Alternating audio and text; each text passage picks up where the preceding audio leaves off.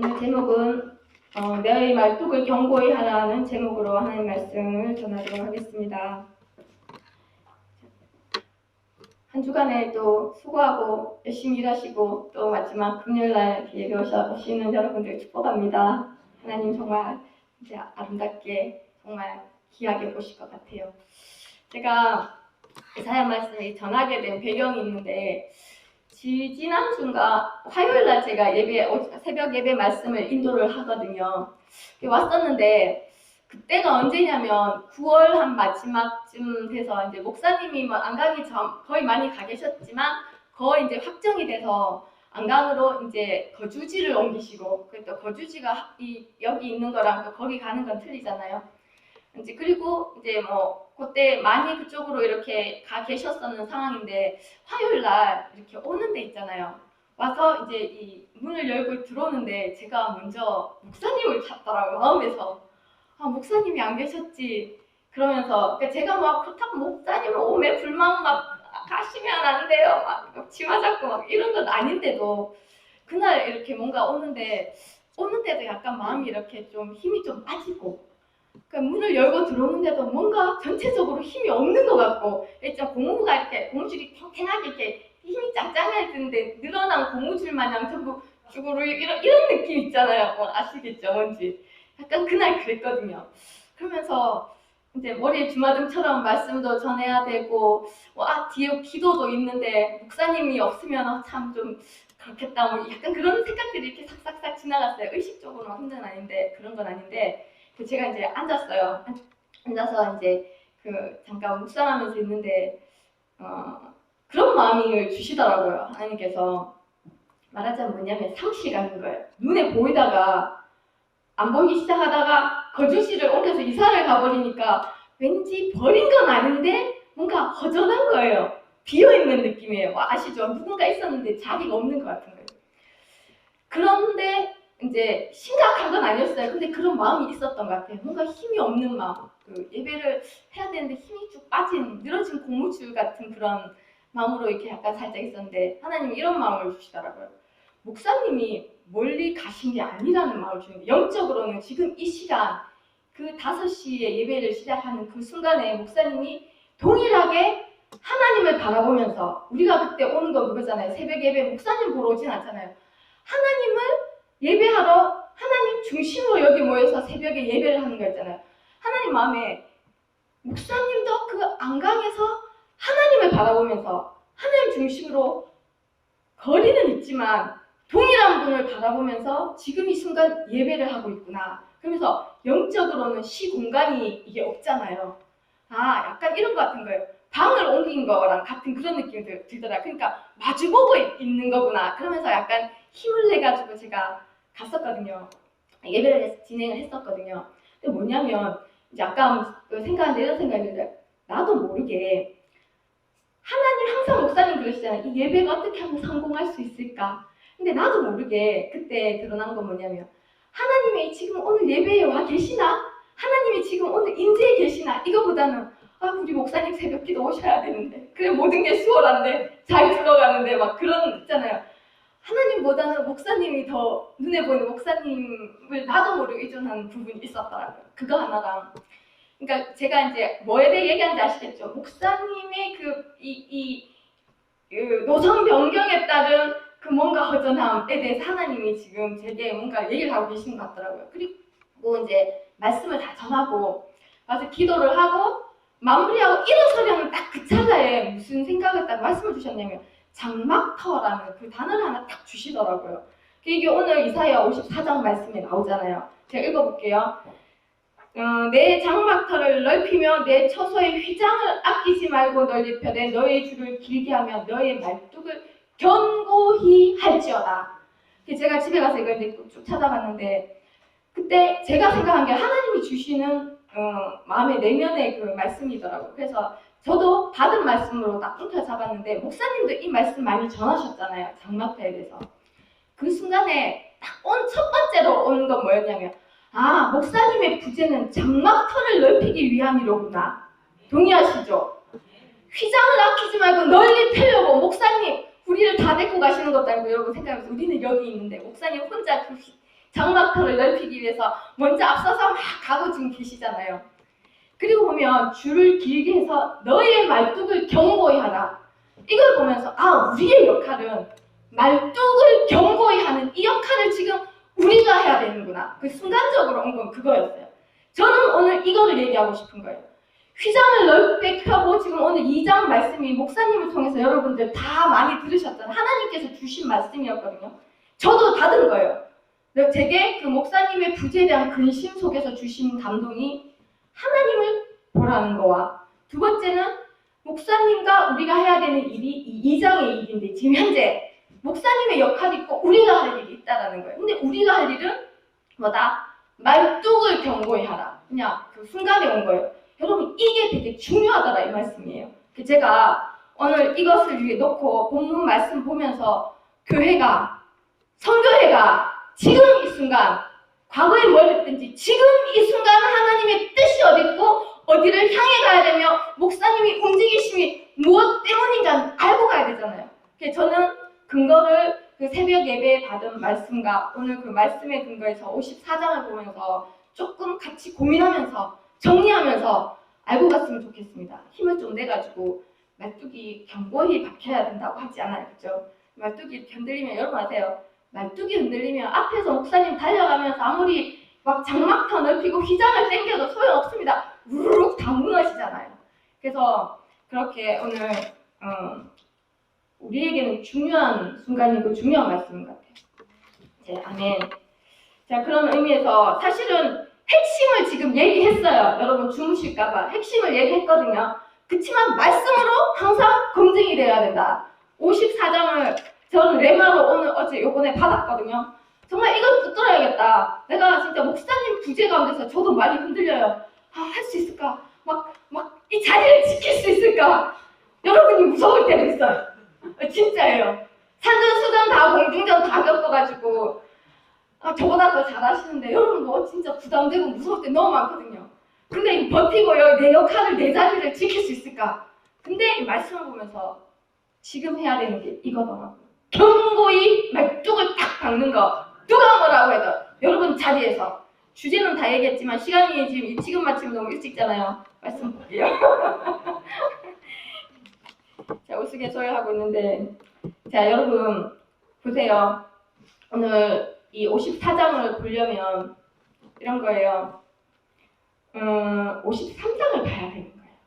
53장을 보면 봐야 54장이 이해가 돼요. 54장은 뭐냐면 하나님이 메시아를 통해서 줄 축복에 대한 말씀이거든요. 근데 이거 이사야가 썼잖아요. 이사야가 예수님 오시기 한 740년 전에 부름을 받고 이제 한 40장부터 66장까지는 하나님이 보여주시는 거예요. 그 먼 미래 예수님이 오고 난 뒤의 일을 보여주시는 것 다 이해는 다 못했겠죠. 그것을 본 것을 기록한 거거든요. 특별히 53장 여러분 잘 아시죠? 메시아 종에 대해서 얘기, 종의 고난에 대한 거 이거 정말 잘 아시잖아요. 근데 이 54장의 축복을 누리기 전에 전장에 뭐가 있냐면 하나님께서 메시아를 이사야를 통해서 메시아에 대한 정말 세밀한 그가 어떠한지 그는 어떤 모습이었는지 어떤 일을 할 건지 54장을 딱딱하게 채우고 있거든요. 근데 52장 10절에 이렇게 얘기해요. 이사야가 앞을 생략하고 여호와께서 열방의 복전에서 그의 거룩한 팔을 나타내셔. 그 순간에 보는 거예요. 그 먼 미래에 땅 끝까지도 모두 우리 하나님의 구원을 보았도다. 예수님을 통한 구원을 이사야가 700년도 전에 보는 거예요. 그런데 그때 이어서 나오는 게 53장인데 53장 가기 전에 52장 13절에 이사야가 뭐라고 얘기하고 났냐면 이 구원을 이룰 자를 보라는 거예요. 13절에 보라 내 종이 보라라는 거예요. 하나님이 보라 내 종이 이렇게 한다면서 내 의로운 종에 대한 이야기를 그 말씀을 쫙 53장에 쭉 이렇게 기록을 하고 계시거든요. 우리 잘 알고 계세요. 그는 주 앞에서 뿌리 같고 그는 멸시를 받고 그는 질고를 지고 그같이 이런 말씀 정말 많아요. 그러니까 하나님은 지금 뭘 원하시냐면은 그의 구원을 이룰 자, 그의 종, 의로운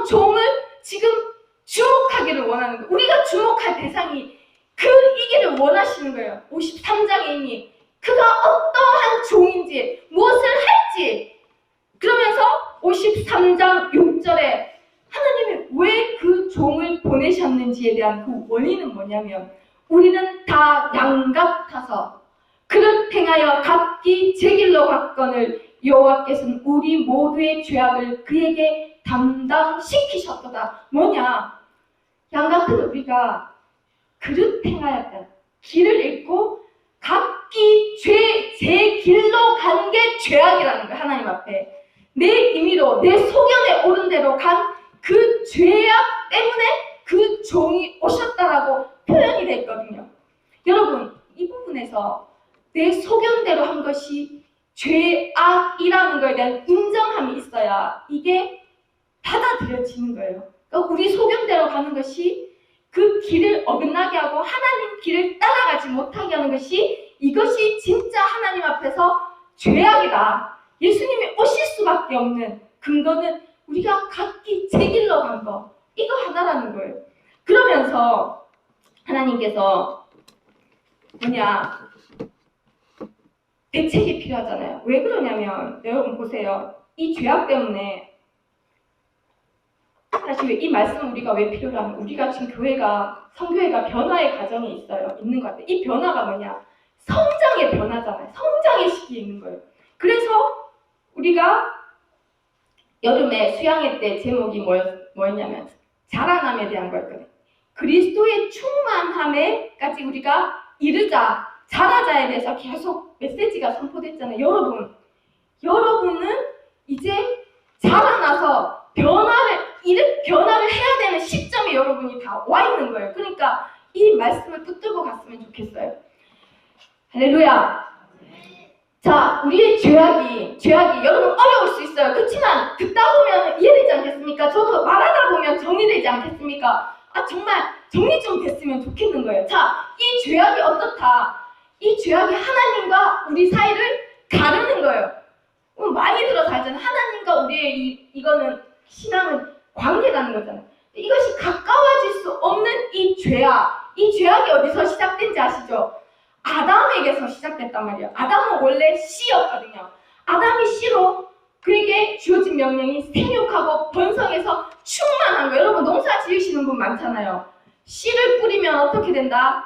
씨가 씨를 낳고 자라고 열매 맺고 더 많아지는 거잖아요. 농부의 소망이 이거잖아요. 근데 하나님도 그러신 거예요. 그런데 그 씨가 범죄함으로 뭐가 많아지냐면 하나님의 생명을 가진 자가 많아지는 것이 아니라 죄에 타락하고 또 우리가 마귀의 생명을 가진 자가 더 많아지는 거예요. 더 충만해지는 거예요. 그러니 하나님 보시기에 오늘은 여러분 보시기에 여러분 귀에 듣기에 즐거운 말씀 말고요. 하나님 보시기에 그 상황을 생각을 해보면 어떠냐면 하나님 보시기에 이 죄를 처리를 하시고 싶을 거 아니에요. 이 죄를 처리하고 원래의 목적대로 하나님의 생명을 가진 씨를 다시 심고 싶을 거잖아요. 말 안 듣는 자식 보면 배에 넣어서 다시 낳고 싶잖아요. 잘 듣는 자식이든 안 듣는 자식이든 다 사랑스럽지만 때로는 너무 말 안 들으면 저희 어머니 그러더라고요. 정말 말 안 듣고 제가 막 삐딱하니까 그런 생각도 하는 것 같아요. 하나님의 계획은 씨를 바꾸면서 이 죄를 처리하고 씨를 바꾸는 거예요. 그러니 이 하나님의 마음이 얼마나 간절했겠어요. 하나님의 생명으로 여기가 온 지구가 가득하길 원했는데 반대로 가고 있으니까. 그러니 이 종을 보라라고 얘기하실 수밖에. 이 종을 보내서 하나님이 택하신 방법이 뭐냐면 다 알고 계신 말씀인데 이사야 53장에 하나님이 이 종을 보내서 이 문제를 해결하기 위한 방법이 여호와께서 그에게 상함을 받게 하시기를 원하사 질고를 당하게 하셨다. 내용하시죠. 하나님의 뜻이, 하나님이 간절히 원한 것이 뭐냐면 이 종이 그의 아들이었어요. 독생자.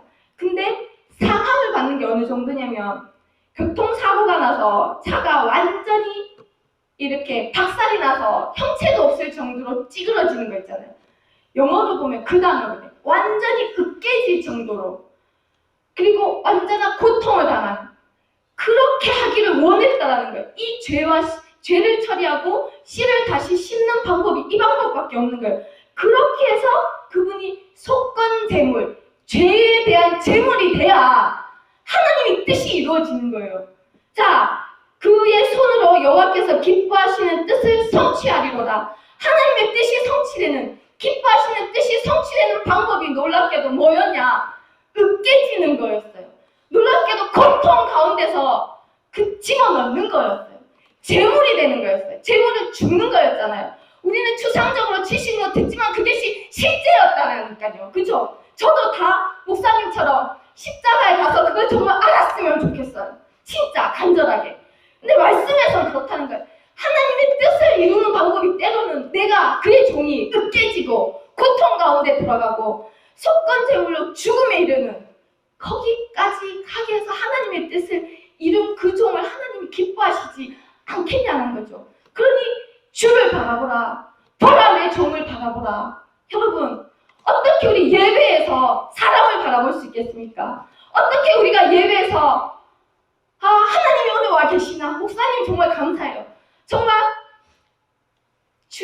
하나님을 잘 따르는 주의 종을 우리에게 붙여주셔서 올바른 것을 쫓아갈 수 있도록 가르쳐 주셨잖아요. 여기서 저 목사님이 말씀을 하잖아. 예배를 이게 아니라 이 순간에 하나님이 여기 왜 계시나? 그 새벽에 제가 알았어요. 내 눈은 여전히 사람을 향하여 있구나. 주님이 와 계시나? 주님이 이곳에 지금 있나? 정말 내가 주님을 찾는 눈이 아니더라는 거예요. 목사님이 그렇게 그 순간에.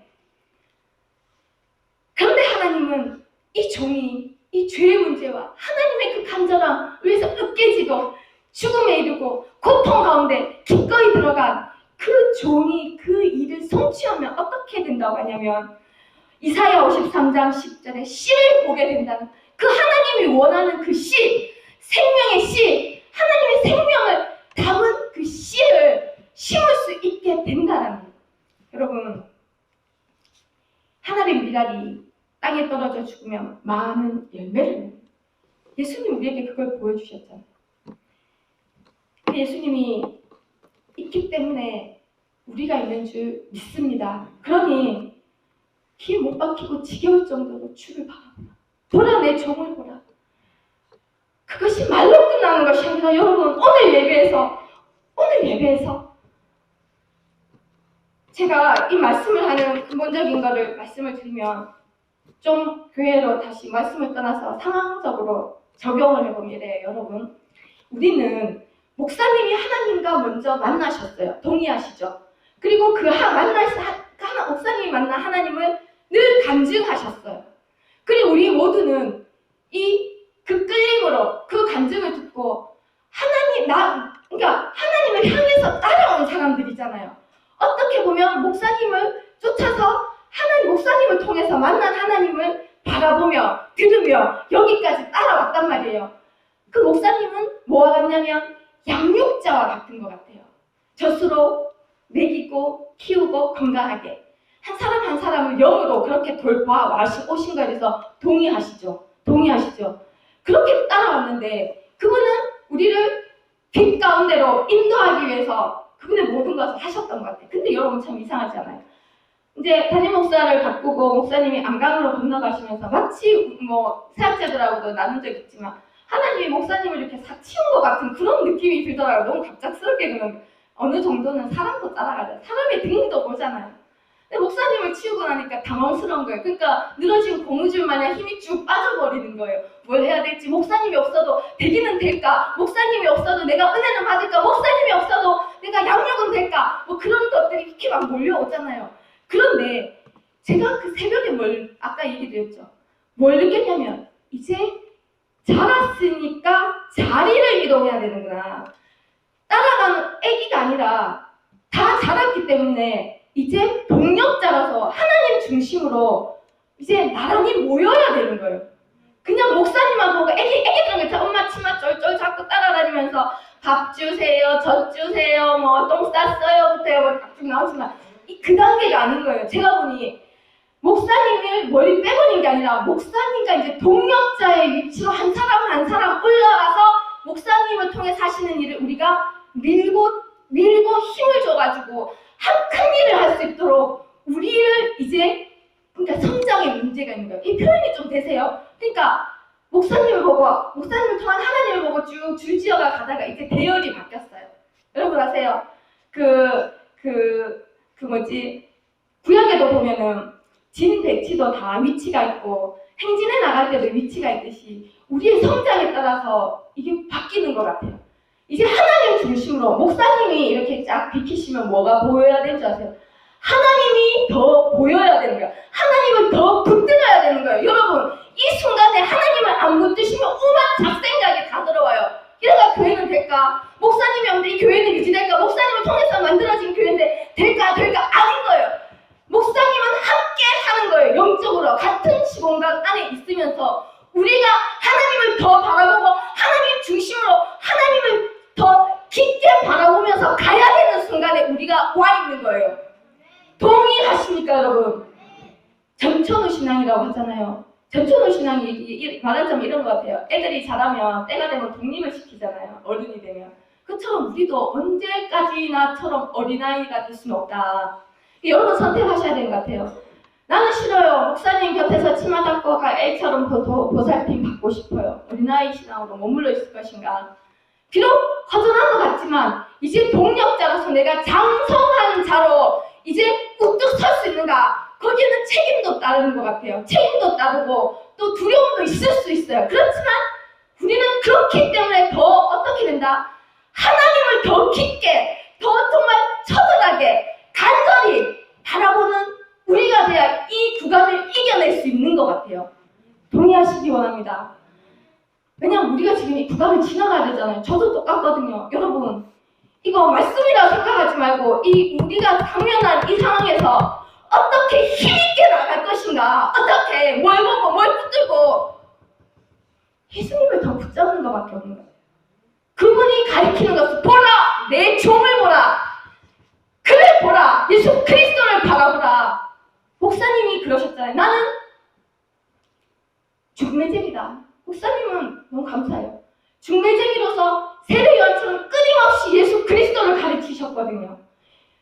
세례요한이 때가 되어 비껴난 것처럼 목사님이 그 다음 세대를 위해서 더 우리가 하나님께 가까이 가고 더 깊이 나아갈 수 있도록 중매쟁이의 역할에서 이제 동력자의 역할로 나아갈 수 있게 목사님이 순종해서 나아가고 계시잖아요. 이거가 인지가 됐기를 원합니다. 여러분 다 기억 안 나도 좋아요. 이게 기억에 우리가 남아야 될 것 같아요. 이 상황을 어떻게 해서 우리가 뭉쳐서 나갈 것인가. 부재로 인해서 실망하고 힘이 빠져가 있을 때가 아니라는 거죠. 일어나야 되는 거예요. 두려워하지 말라. 놀라지 말라. 말씀해. 내가 하겠다. 사실 54장의 약속을 보면 우리가 할 게 있어요. 한 가지 있어요. 아까 54장 2절. 나머지는 다 하나님의 약속이었어요. 예수 그리스도를 통해서 우리가 받을 축복에 대한 약속. 그게 다거든요. 그래서 첫 번째, 지금 이때는 더 주를 바라보는 것밖에 없다. 두 번째, 장막터에 대한 말씀을 전하도록 하겠습니다. 자, 54장을 이제 본격적으로 가보면, 자, 54장의 축복이 누구로 인합니다. 하나님 분명히 하신 것을 내 종으로 인합니다. 그가 너희 죄악을 친히 담당했기 때문에 이 모든 축복이 가능하다. 라고 하시면서 54장 6절에 이렇게 얘기하십니다. 이 축복을 누가 받느냐? 첫 번째는 아까 얘기한 다 양 같아서 그릇 행하여 각기 제 길로 간 이스라엘을 향한 말씀이잖아요. 하나님을 믿는 자들에게 하는 말씀이거든요. 54장 1절에 잉태하지 못하고 출산하지 못한 너는 노래할지어다. 상고를 겪지 못한 너는 외쳐 노래할지어다. 여러분 아시죠? 제가 지난번에 말씀드렸어요. 어려워도 이것이 자꾸 듣다 보면 이해가 되겠죠? 구약은 예수 그리스도를 낳기 위한 계보였어요. 거기에 영적 전쟁이 있었거든요. 예수를 낳으려는 사람, 계보적으로. 그것을 방해하는 악한 영의 영적 싸움이었어요. 그 예수님이 오시고 나서는 뭐다? 예수라는 씨가 심겨진 우리 안에 예수가 살아나서 나타나야 이게 뿌려지는 거잖아요. 열매를 맺는데 그것을 막는 전쟁이 있는 거예요. 그러니까 예수를 나타내려는 자와 나타내지 못하게 하려는 자, 이 전쟁이거든요. 결국은 우리가 은혜를 받는 걸 생각하지만 하나님은 하나님의 생명의 씨를 더 풍성하게, 더 열매를, 그래서 열매 얘기를 하시잖아요. 그런 의미에서 보자면 이스라엘을 향해서 이렇게 얘기하는 거예요. 이스라엘은 하나님을 배반하고 하나님을 이제 거역하던 그 당시에 이 말씀을 이제 했잖아요. 그 시온이라는 이 하나님의 도성을 향해서 너는 잉태를 못하고 있다는 거예요. 출산을 하지 못하고 있다는 거예요. 하나님의 생명을, 그러니까 하나님의 씨를 낳지 못하고 있다는 거예요. 죄악 가운데서. 상고를 겪지 못한 자라는 거예요. 그런데 어떻다 홀로 된 여인 같다라는 거예요. 남편이 없는데 어떻게 잉태가 가능하며 출산을 할 수 있으며 상고를 겪을 수 있겠습니까? 여러분, 육신적으로도 때로는 우리가 요새 그 부부들이 아기를 갖고 싶은데 아기를 갖지 못할 때 그 간절함이 있잖아요. 그러니까 이 이스라엘 향해서 너는 잉태도 안 되고 출산도 안 되고 상고도 겪지 못하는 남편 없는 여인과 같다라는 거예요. 그런데 이들에게 내가 복을 주겠다라는 거예요. 자, 그리고 하나님 보시기에 그들은 11절에 너 곤고하고 광풍에 요동하여 안위 받지 못한 자여. 곤고가 뭐냐면 가난하고 물질적으로 고통 가운데 있으면서 광풍에 요동하다는 게 뭐냐면 태풍 치면은 왜 한 번씩 올라오면 요즘 완전 거의 다 초토화되잖아요. 태풍에서 인생이 완전 후려쳐 갈겨지듯이 그 가운데 있는 너, 그러니까 하나님 없는 인생, 하나님을 믿지만 하나님의 길을 따라가지 않는 인생에 대해서예요. 그러면서도 안위와 위로를 받지 못하는 너에게 이 축복을 약속한다는 거예요. 그러니까 이 축복을 받을 만한 근거가 우리에게 없음에도 불구하고 뭐 때문에? 예수 그리스도 때문에, 오직 예수 그리스도 때문에 이 축복을 허락하는데, 첫 번째 하나님이 이 54장에 대해서는 1절에 여호와께서 이렇게 말씀하셨느니라고 시작하고 17절에 여호와의 말씀이니라 라고 영어로 보면 공표하는 거예요. 그러니까 하나님의 약속이라는 거예요. 그래서 이것이 우리 교회에 주어졌으니까 기억했으면 좋겠습니다. 자, 2절이 뭐라고 했죠? 우리가 해야 될 일, 유일한 것이 2절이에요. 쭉 다 읽어보면 네 장막터를 넓히라는 거예요. 네 처소의 휘장을 아끼지 말고 널리 펴고 너희 줄을 길게 하며 너희 말뚝을 견고히 할지어다. 자, 이제부터 영화처럼 상상을 해봅니다. 뭐냐? 장막터라는 것이 성전하고 그래서 그 이스라엘 백성들이 성전을 중심으로 이렇게 지금으로 말하자면 이동용 집을 지었잖아요. 제일 보기 쉬운 게 저건 것 같아요. 캠프 치면은 텐트 치는 거 그런 개념이겠죠. 장막터를 넓힌다, 땅을 넓히는 거예요. 이것이 지금 우리 교회가 하고 있는 일인 거예요. 자, 눈에 보이잖아요. 이것은 지금 사람이 몰려오거나 아니면 여기도 마찬가지. 하나님이 사람을 몰아넣고 장막터 넓히라고 하는 것이 약속인 거예요. 장막터를 미리 넓히라는 거예요. 넓히고 처소의 휘장을 아끼지 말라라는 거예요. 뭐냐? 자, 보세요. 옛날 우리 집 지어봤잖아요. 여기 이 건물이나 아니면 안가. 근데 이때 장막은 뭔지 아시죠? 텐트와 같으니까 기둥을 이렇게 세우고 그 위에 이렇게 천을 덮겠죠, 그죠? 근데 이 장막터를 넓혀가지고 이 휘장을 아끼지 말고 널리 펴라는 거예요. 널리 펴면 목사님이 내가 봐서는 이 일을 지금 앞서서 하시는 것 같아요.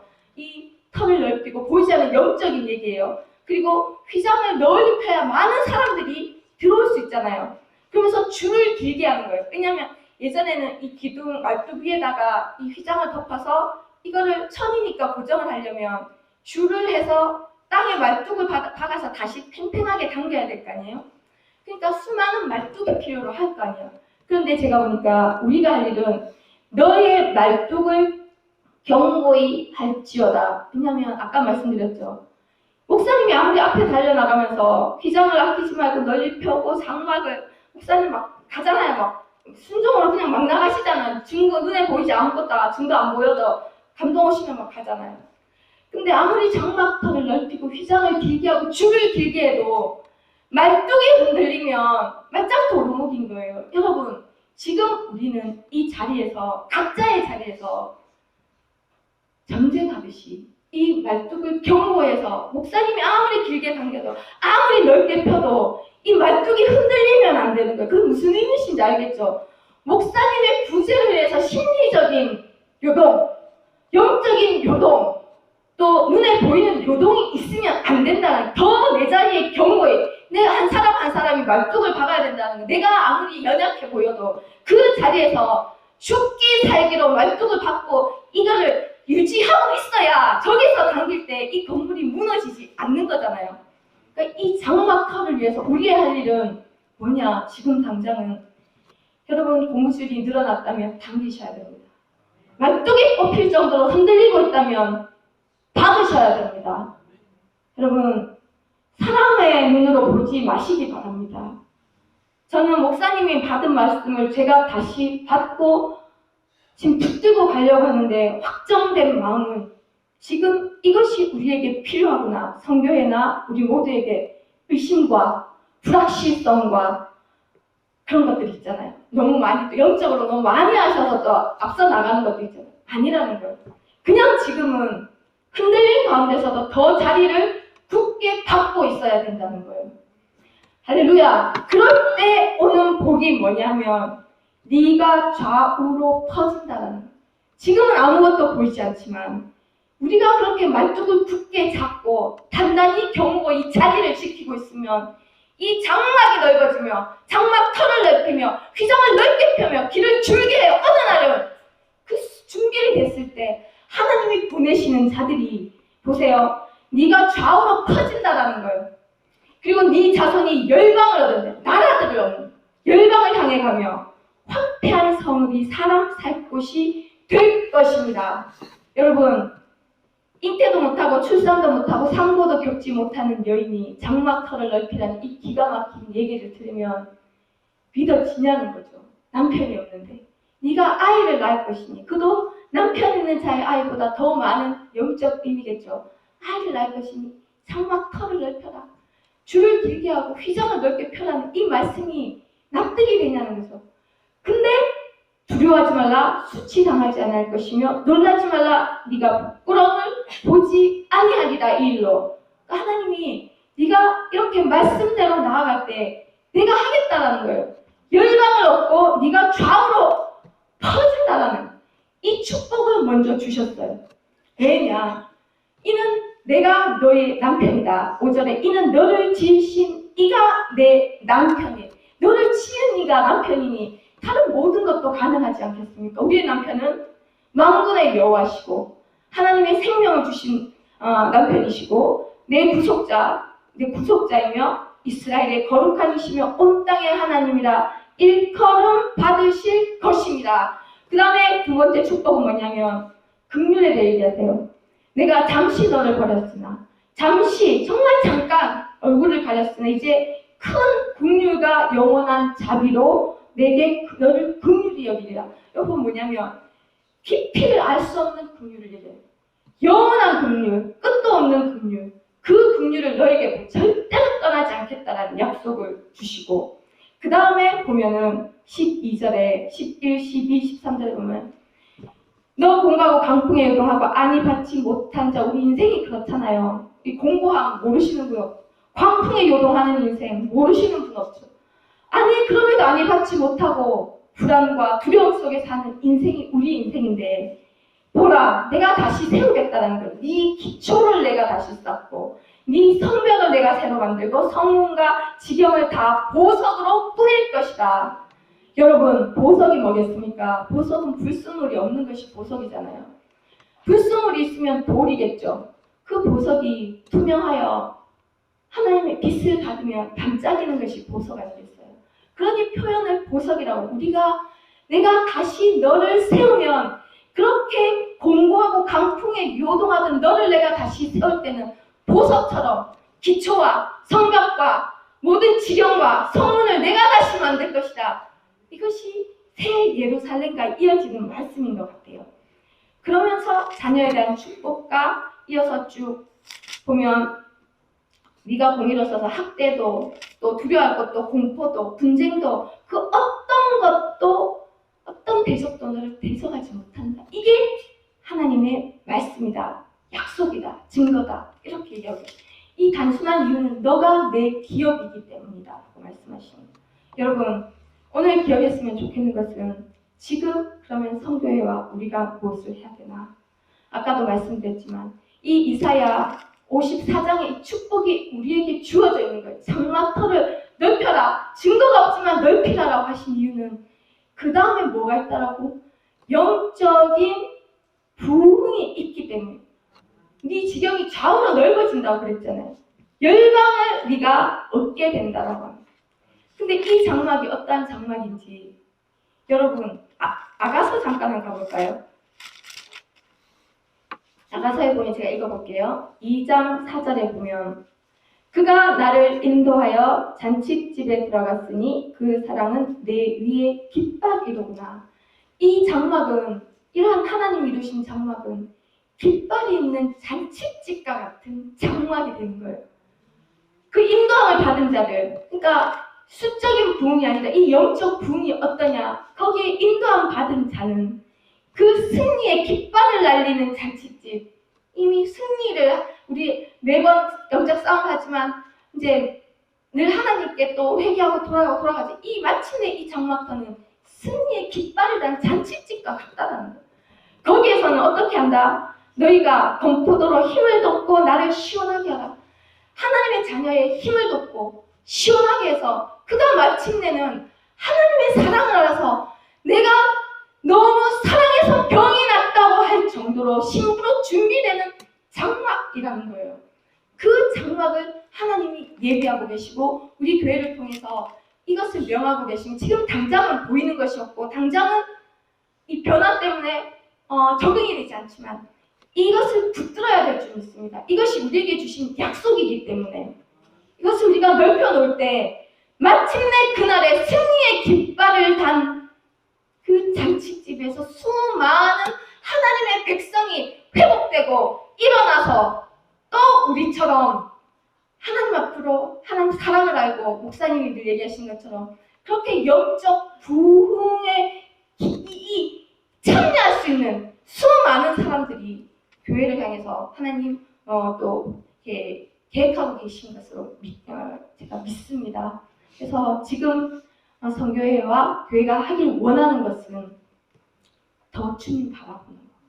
점검하셨으면 좋겠습니다. 내가 사람을 혹시 중매쟁이라고 목사님은 늘 얘기하시는데 그 사람에 연연하고 있진 않은지 목사님을 존중하고 또 존경하지만 혹시 내 마음 가운데 하나님 보기보다 하나님이 이 예배에 와 있나라고 보기보다는 사람을 먼저 보는 것은 아닌지 그리고 이 하나님의 명령, 유일한 명령 장막 터를 넓히고 휘장을 치고 줄을 칠 때 너희가 경고히 말뚝을 받고 있어라.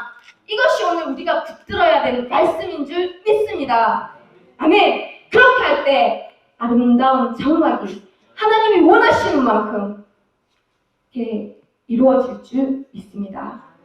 우리가 그것을 붙들고 만약 조금 허전한 마음과 빈 마음이 있다면 하나님으로 채우시고 이걸 붙들고 약속을 붙들고 소망을 바라보면서 나아갈 수 있기를 원하며 같이 성교회를 위해서 교회를 위해서 같이 기도드리겠습니다.